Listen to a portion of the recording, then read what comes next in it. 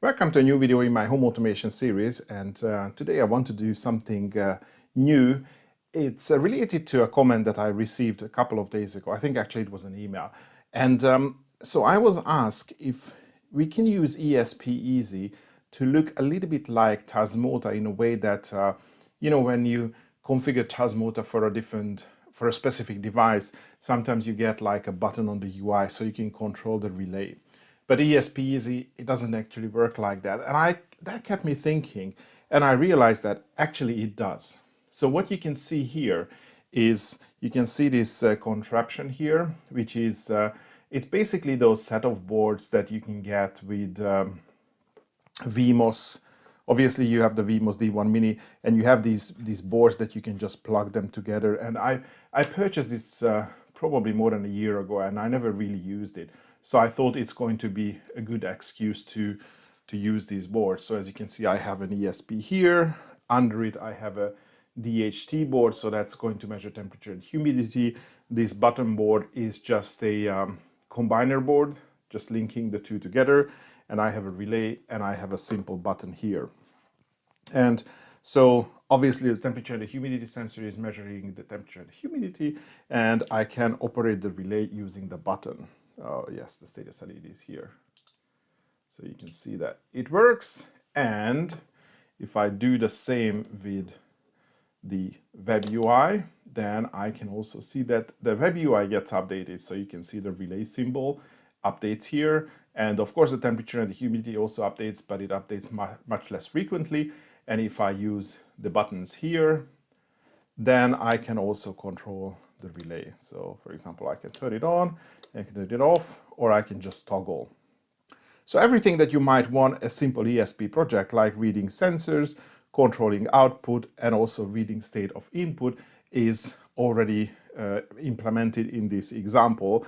And the big thing about this, the whole website is running on the ESP. So you don't need a separate server to do that. If you want to do something really, really simple, like a standalone ESP, or maybe just a few ESPs, I have a solution how you can do it. And I wanted to add a clickbait title for this video saying that how to create your own ESP-based sensors without programming. But that's not actually true. I mean, you can't do it without programming. You have to do some programming. The one thing I'm going to spare you is using Arduino IDE or Platform IO, so you don't have to program the ESP. We still have to do some programming, and that's going to be in HTML and in JavaScript. So let me tell you how this is all done in a really, really nutshell. The thing is that, let me bring up my editor. So I have created an HTML file with a few JavaScript code in it, which is going to read the sensor data, and that's going to update the HTML page. So if I just bring up the debugger, then you can see that the web page is continuously checking the status of the relay, so it can update this icon. And if I want to turn it on, then you can see that the message gets sent out. If I turn it off, there is another message. And I think every 20 minutes, the temperature and the humidity gets also updated. So that's the one here. And this is all thanks to the fact that ESP Easy has a whole command reference. So a lot of the functions that ESP does, you can just call it using URLs. And that's what I'm going to use here. I think what we can do, especially if you are new to ESP Easy, let me just go through the basics, how you can get started.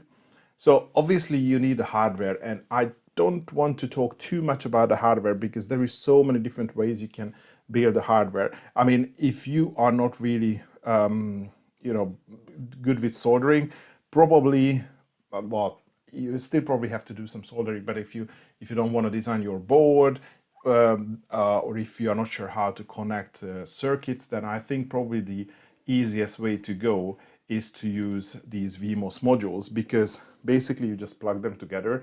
You still have to solder in the headers, but then it's just a plug and play. I mean, it becomes a little bit bulky, but for prototyping, I think it's great. And you can get various modules. So relay module, the button module, the temperature module. There is an OLED module as well, which I haven't used yet. So you can do that. Or of course, if there are any off-the-shelf sensor modules, that you maybe find on the internet, breadboarding stuff, or if you just reflash a Sonoff, you can use the same solution. So you need to get your hardware first, but once you have your hardware, then we can go into the ESP side. So first of all, you need to get ESP easy. So if you go to GitHub/let's control it/ESP easy, then you find the ESP easy, the library. And if you click here, it says that this is where you can get the releases. So you download the latest release. And because I'm using a Vimos D1 Mini, which has, I think, 4 megabytes of RAM, I'm going to use the mega release. If you are using a Sonoff, that usually has just 1 megabyte of RAM. So we need to use a different version. But still, you want to download this release. I mean, this particular version is a pre-release. I mean, you can scroll down if you want to look for a stable release, but I mean, I'm using it. I have no issues with that. It's going to be quite a big file, and once you extract it, then you are going to have a folder which looks like this. And so you get a zip, you extract the zip, and then you get a file which is called the espeasyflasher.exe. So you just execute that one, and it's going to look like this. Again, it's going to be fairly simple. If you have your ESP connected, it's going to recognize it, so you can identify that there is an ESP. Well, actually, I have 2 ESPs connected. So I'm using ESP. This one is on COM9. I mean, I know that because these, well, not fake, but you know, copy Vimos modules, they use the CH340 chip. So you select that, and then you select your firmware. And again, I have used the 4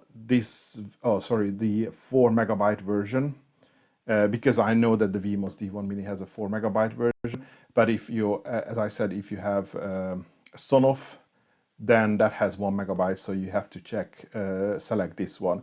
And there are a lot of other versions that ESP32s, or like, oh, there is a Shelly here, so, and then Sonoff and some others. I'm not going to go into details because there are so many different versions. So just you just have to pick. You maybe just need to research a little bit which version you have to pick. And then what you can also do is right away put your Wi-Fi SSID and the password here, so it immediately configures that. Otherwise, you have to do it manually.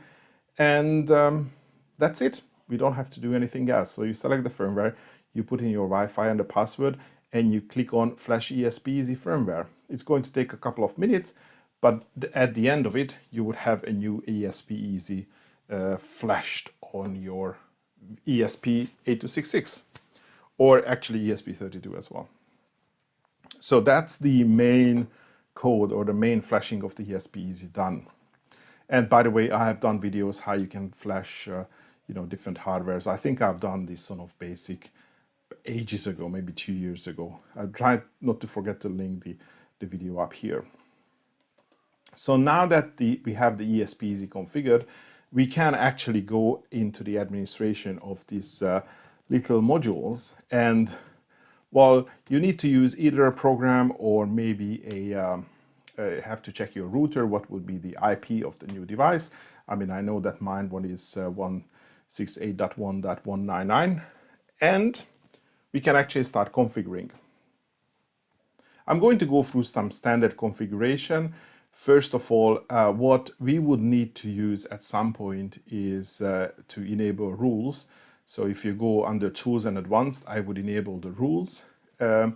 I don't think we are going to use any time-dependent functionality, but if you want to use that, you need to enable the NTP, and then maybe you just find an NTP host or a pool server which is local to your area, so then the ESP would know what the system time is.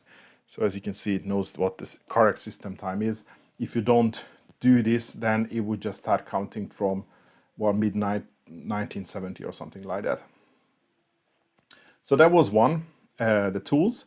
And actually, I think to get things started, that should be enough. And the other thing I also want to highlight right here is that if we go to Tools and we go to File Browser, then we can also list the files that are stored in the SPIF memory, so the internal memory of the ESP. And you can see that it has a couple of files that are created by ESP Easy, but you can upload new files. So this is how we are going to create our HTML and host it on the ESP itself. So I called mine as sensors.html, but of course it can be anything. So we are going to use this upload functionality to create this create this HTML file. But first, I think when I look at this example, we are going to start slow and just create the first example, which gets the temperature and the humidity readings, and then do that. So first what we need to do is we need to create a device. And I've already done it here, but normally when you start with ESP Easy, then this page is going to be empty. So you just click on number 1, and then you give it a name. I just give it a name, DHT. So you select the sensor type, you enable it. And in this particular model, so in this module, the DHT sensor is connected to D4, so GPIO2. I mean, it is mentioned in the documentation, but I just followed the traces. And what they also do for these modules. Let me just zoom in, just one sec. So for example, if you see here, there is a dot or there is a circle around D3. So this is how they mark which pin they are using for that particular module. So this one button module, the button itself is connected to D3. So this is what we need to configure. And the way they have created all these boards, that they obviously use different pins of the ESP. So you can just tag them together. Or if you want, you can just use one, or you can just use multiple as well. Okay. So then the GPIO is going to be D4, and the model is going to be DHT22. So you can have a few different DHT sensors. And I also named that the two values that we have is temperature and humidity.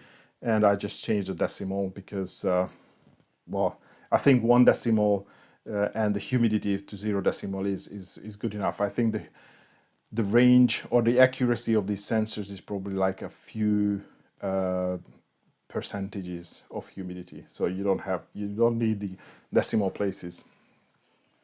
And by the way, if I go to a new sensor, then you can see that the ESP Easy firmware itself supports a whole lot of different sensors. So you can go for environment sensors, the light sensors, other type of temperature sensors. So there is a lot that ESP already supports.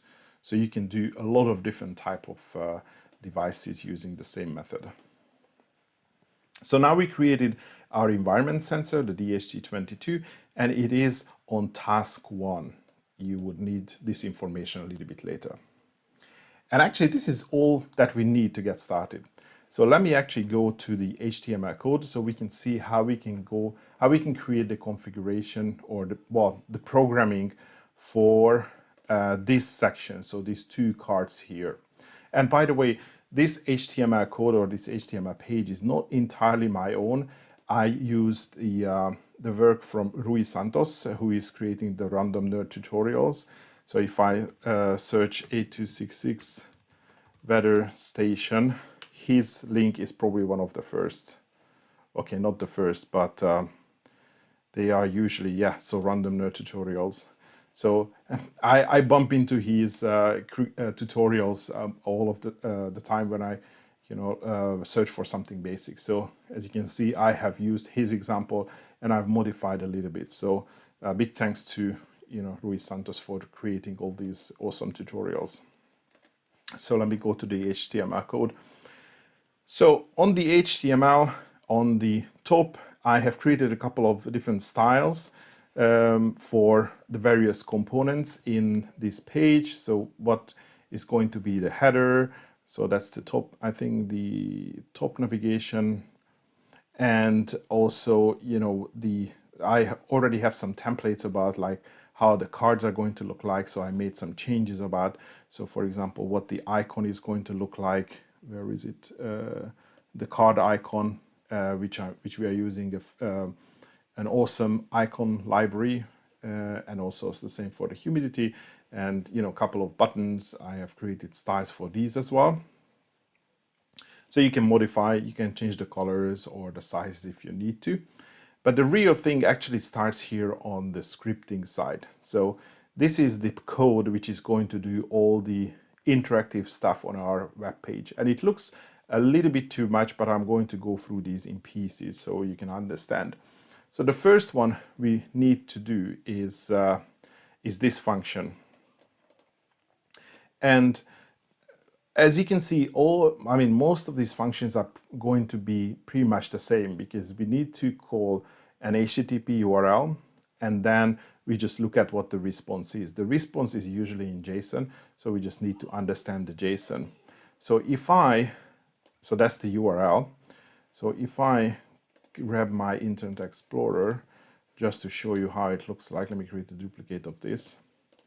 So on all ESP Easy, you can do something like this. So the IP of the ESP Easy /JSON ? Task number equals 1. And that's going to return everything about task number 1. This is why I said the task, this number 1 is going to be important.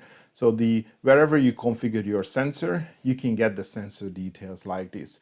And as you can see, we have some details here, but what we actually need is we have a task values, which is actually an array.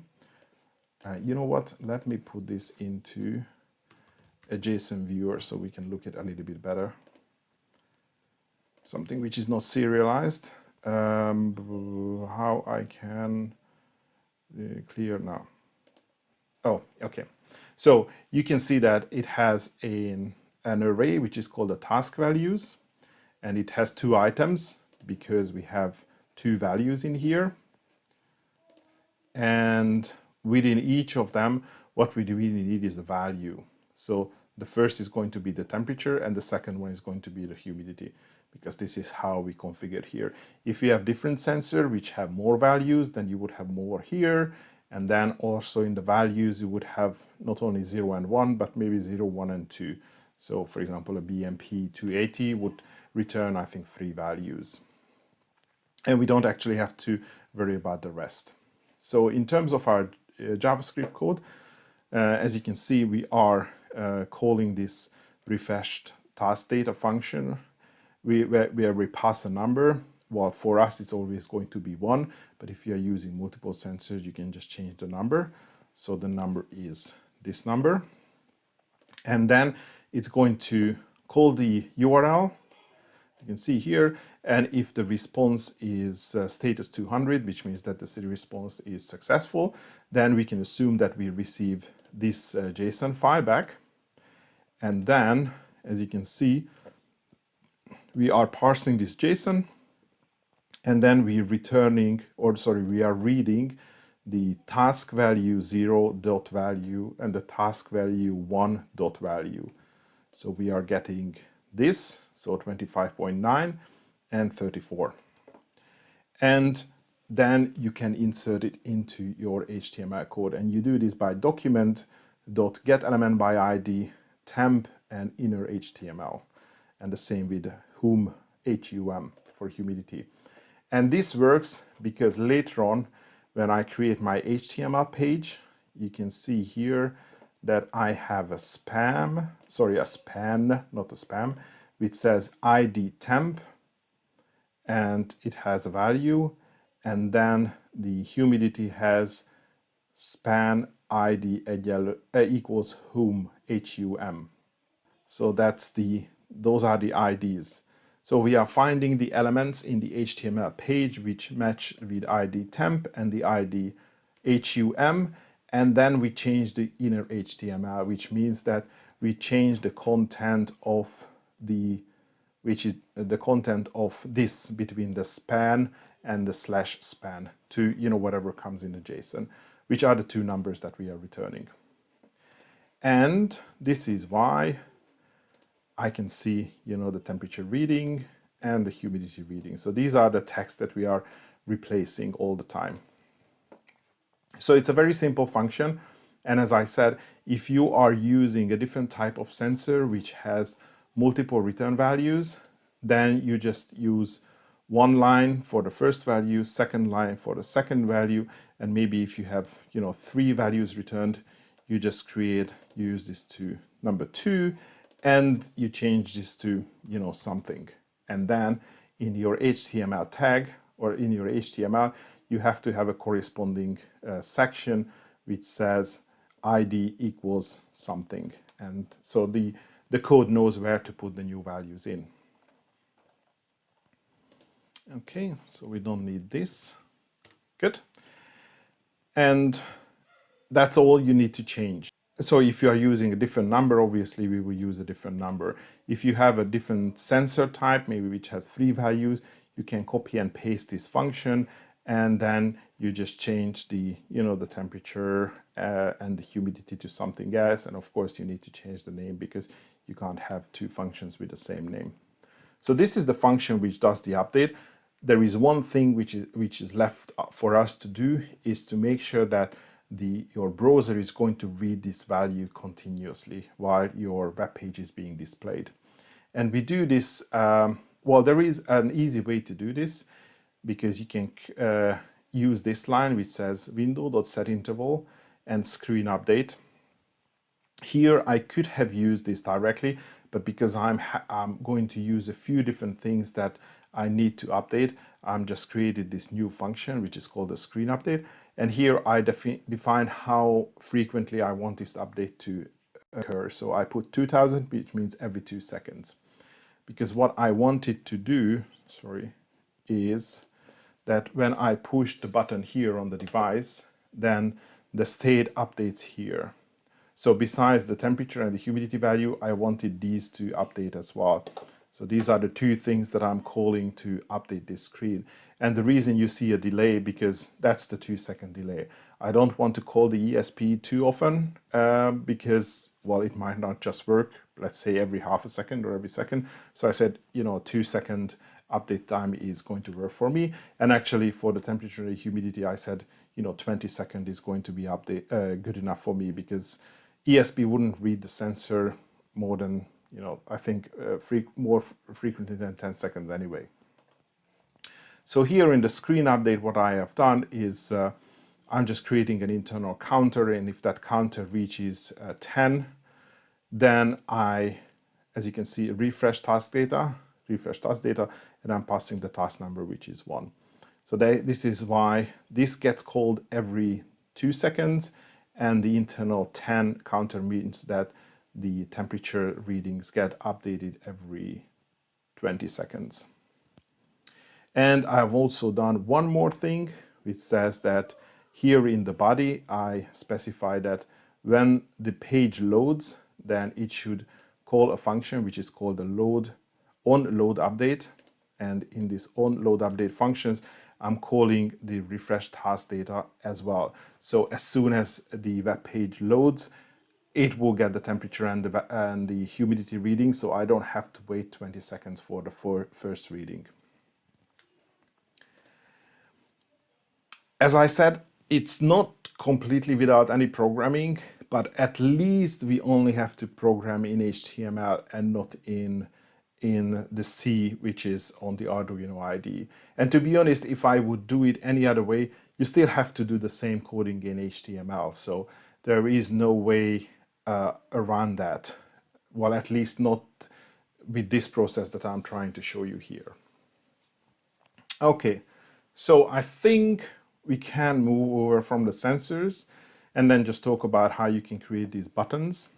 Oh, sorry, before we do that, also just wanted to show in the HTML, the main structure of the HTML is how Rui Santos has created it. So in the top of the page, you have this header, which just says weather station.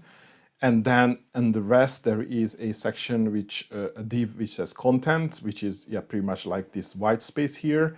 And in that there is a card section, which basically holds these cards. And you can go into the CSS if you want to make it wider, so it can fit like 3 or 4 cards. But I think it's defined to have like a certain width. And if you are using it, if you are viewing it on a mobile phone, then it's going to look like this. I mean, if there is not enough screen width. So it's nice and responsive. Within the cards, I created this section, which is the temperature card. And in that temperature card actually has a table. So I have one cell which contains the icon, and in the other cell, it contains the text and the actual value. So you can see that that's the icon. So we are using the Font Awesome library for these icons. So if I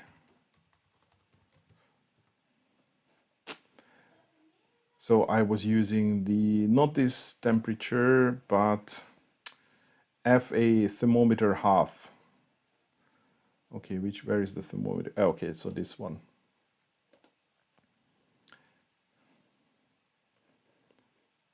You see here, that's the example. So I class FAS, FA thermometer of half. So that's what we used here. And then there is the text, and then there is the span with a specific ID that we are going to reference from, that we are going to reference from the JavaScript code, but I already talked about that. And then, closing the span and the table. So this section is for the temperature card. This section is for the humidity card. Maybe I should put some spaces so you can tell them apart. And what's this table? Okay, like this. So that's for the humidity, which it's almost the same.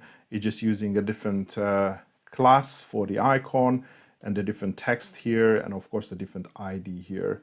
And this one has degrees centigrade, and this one has percentage, which is where is it? One sec. Which is, the unit here. Okay, so that's all about temperature and humidity. Let's move over to the relay. So there are actually two ways we are going to control the relay. We are controlling it from the physical button as well, and we are controlling it from the UI or the web page. I've created two cards. One has a simple on-off button, and the other one has a toggle button. And the reason I have created these two, because again, ESP has two different ways of controlling outputs. So there is one which says, again, we are going to call a URL. So the IP of the device /control ? Command equals GPIO 5,0. So again, the relay is connected to GPIO 5. And then (0) means that the relay turns off. And if I do (1), then the relay turns on. Very simple. And you can also do GPIO toggle. Of course, you don't have to provide what to toggle, because then it just toggles. And if I call it again, then it turns on. And if I call it again, then it goes off. So very simple. And as you can see, the response is again a JSON, and in the response we are always getting the state that the relay got changed to. So at the moment it's off. You see there's no LED, and if I call it again, then it's on, and the state changes to 1. So this is what I'm going to use in the website to update the icon here. So let's look at the code. First, let's look at the HTML, because that's going to be a little bit simpler now. So I have the first card, which is this one, and it has two buttons. So button 1 and then button 2. And these buttons are going to call, again, a JavaScript function, which is called the GPIO. And I want the GPIO 5 to turn to 1 and GPIO 5 to turn to 0. And in the second card, I want to call a function which is called GPIO toggle, and again 5, because it's the same pin on the ESP. So now if I go over to the, before I show the JavaScript, I just want to show the last card, which is this one. And here you can see that it has an icon, and then that's just a class. But again, I have the same you know, I class equals FA light bulb. So very similar to how we use the icon here for the temperature and the humidity, but now I have given the icon an ID as well, which is called a relay, because again, I want to reference to this HTML element from the JavaScript code and basically change the icon. So let's see how this all looks like in the JavaScript code. So I have two functions. The one is the GPIO and the other one is the GPIO toggle. So for the GPIO, I'm passing the pin and the state, and I'm calling the URL. So control question mark command equals GPIO plus pin plus state. And then when the response come back, I convert the response JSON into an object, and I call a function which says update state. And for the toggle, I'm doing almost exactly the same. Of course, the URL I'm calling is different. And for the URL, I'm only calling passing the pin, not the state.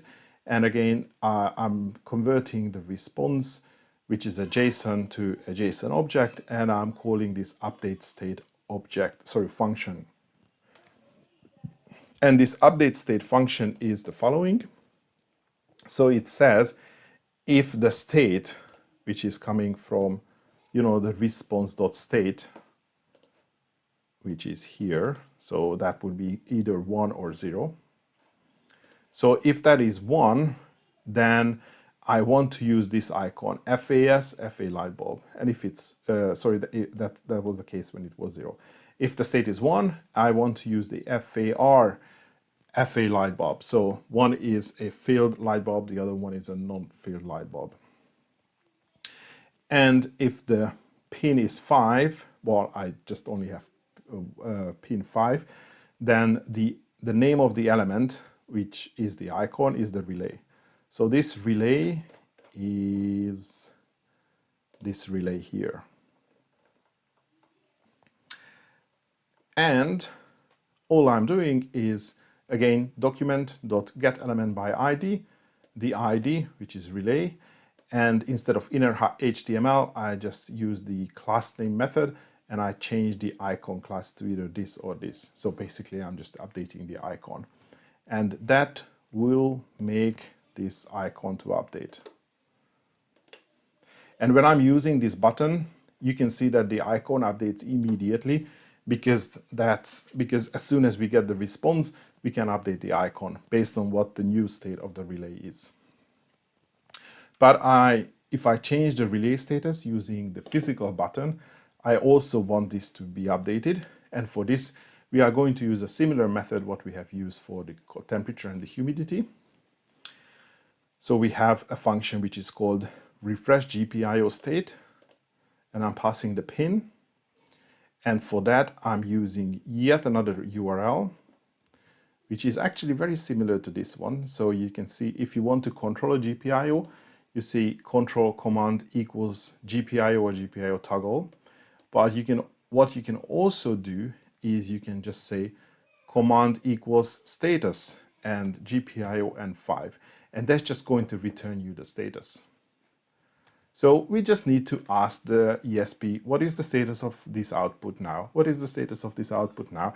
And we actually do this every 2 seconds, and we always update the icon. So we are calling the URL, and then with the response, I'm just calling the very same update state method that we have used before, because, you know, this JSON is the same. And that's almost it, because we have the function which does the update in the URL. We just need to make sure that it also gets called every 2 seconds. So if you remember the screen update method, this is the one which gets called every 2 seconds. So I'm just calling, you know, refresh GPIO state every 2 seconds. So now if, for example, if you have a setup where there are 2 relays connected to the same ESP, what you can do is you can, basically call this method twice. So GPIO state 5 and maybe GPIO state 6 or whatever pin it is connected to. And then, of course, it's going to call the same update state function here, but in the update state, you also have to define like what is the ID for the, for pin 5 it's relay, and for pin 6 it could be, relay 2. And of course then in your code you have to create another section. Let's say you just copy this relay status and you make sure that the ID is updated here. So, you shouldn't use the same update. You shouldn't use the same ID twice. I think I did this copying correctly, because this is how it looks like. So I should have copied this. So that's the complete HTML. I'm not saying it is very easy, but at least you manage to, well, not to program in two different places. And as I said, even if you have done your own program for the ESP, if you want like a website, a responsive website, you will still have to do the same HTML and JavaScript programming as well. So at least I don't know how you could, go around that. Of course, if you have like a home automation server, then that would take care of it. But the whole premise of this video was that we use an ESP to control things, and then use the ESP itself to be the server where you can display a web page. So we have done all these things in the HTML and in the JavaScript. All you're going to have at the end is you're going to have an HTML page, just like I have now. So now what we can do is go to ESP Easy, and then you can just go Tools, and then File Browser, and then Update, and then you choose the file. You choose this HTML. Okay, well, I'm in a different folder now, but use this HTML and you just upload. And then once you have uploaded that, then you can just reference to it by the IP of the device and slash and the HTML file. So that's all it takes. And you have your custom, well, custom or not custom ESP. You have a web server where you can control it, and you don't need anything else. That's the main point. You don't have a server, you don't have anything running on your computer, or you don't have a Raspberry Pi. So if you need something small and something really, really simple, then you can do it. There is one small thing that I forget to say, is you need also some configuration on the ESP side to make this button work. And so first of all, you need to configure this button as a switch. So I just put it into number 2, and I say it's called the button, and it's enabled. It has an internal pull-up, and it has reverse logic. It's connected to D3, so this particular is connected to D3, and it's a type switch, and it's a push button active low, and I put some debounds, and I set all these parameters like this. So I disabled long click and double click, and of course it has a state. So whether it's it's 0 or 1. So I'm just calling state capital state. And so you configure your device, and you also have to do a little bit of coding, which is called the rules in ESP Easy. This is why I said in the beginning that I want to enable rules. And the rules is just like that. And it's going to be the same for you. So what it says that if the button state changes, and this is why it's important that it's called the button with double B and state like capital S. I think the rule is case sensitive. So if this changes, then if the button state is 0, then I'm going to turn the relay off. So GPIO, 5, 0. So very similar to how we have used in the URL. And in other cases is GPIO, 5, 1. So this piece of rule is going to make this action work. So if I push the button, then the relay goes on, and then the relay goes off. And by the way, if I go to devices, I should be able to see the same as well. So I push a button, and then this state will go to 1. I mean, the update on this page is quite slow, but you see it goes to 1. So the ESP Easy just handles the fact that this is now a toggle push button. And that's why the rule works. So If you want some local control, for example, if you are flashing a Sonoff Basic to ESP Easy and you still want that button to activate the relay, you do exactly the same. You configure it as a switch. It's probably going to be a different GPIO, and then you configure this exact same rule.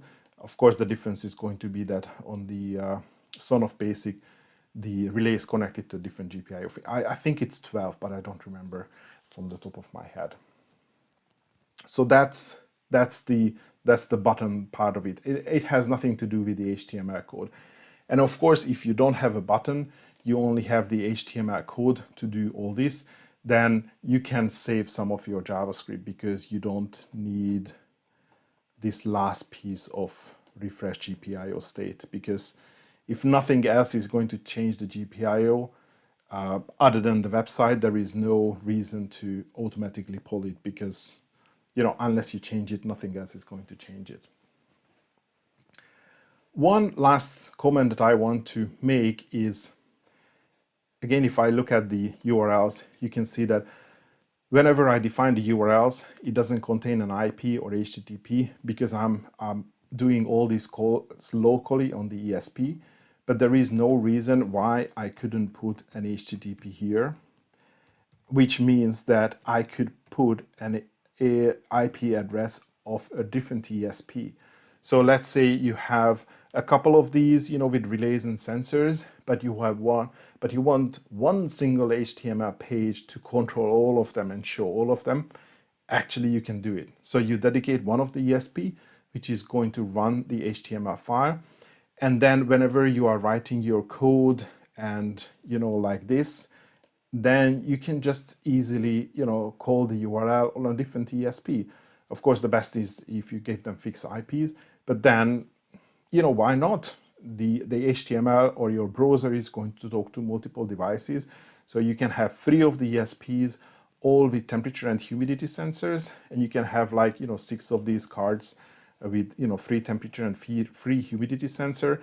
And all you need to do is you need to, probably, I don't know, maybe you can duplicate or you can copy these function 3 times, and then for each of them you can just put a different HTTP here. Probably that's going to be the easiest one. So you can put the respective IPs of the different ESPs that you want to get the data of. I don't know, something like that. So it's all different ones, and maybe the task number is going to be different as well. And of course, then you need to create like temp1, temp2, temp3, and update this section of the JavaScript code as well. So, and still, you can have a pretty, complicated setup with multiple sensors, and you can have like a single dashboard controlling all of them. And then maybe you can put this dashboard on an old phone or an old tablet that you can mount it on the wall. And then you would have your own very simple home automation system without any central hub, without any server which is running in the background. And actually, I also wanted to say that a long time ago, I created a video which is about the different things that you can do with rules in ESP Easy. So this part here, which is, these rules. And frankly enough, you can do quite a lot here in the rules. So if you want to explore this a little bit, how you can basically put logic into ESP Easy using the rules, I do have a very old video on this, but I think most of it is still relevant because the rules are still there. I'm not aware that they have expanded the functionality a lot, but I have already explored quite a lot what you can do here. And to be honest, I'm quite impressed. And to be honest, this is very similar things that you can do in Tasmota as well, but I just like the fact that on the ESP Easy, you have a nice editor, you can change it easily, and instead of the Tasmota UI, which I'm not particularly fond of. So that's the only reason. In some cases, I prefer ESP Easy. So this video has been going on for long already. 46 minutes. Oh, 46 minutes. So I think I should better stop it now. It was a long topic. It needed the time to explain all of this that I wanted to cover here. I hope you find this useful and you would be able to implement the same thing on your home as well. But I think that would be all for today. Thanks for watching and hopefully see you in the next video.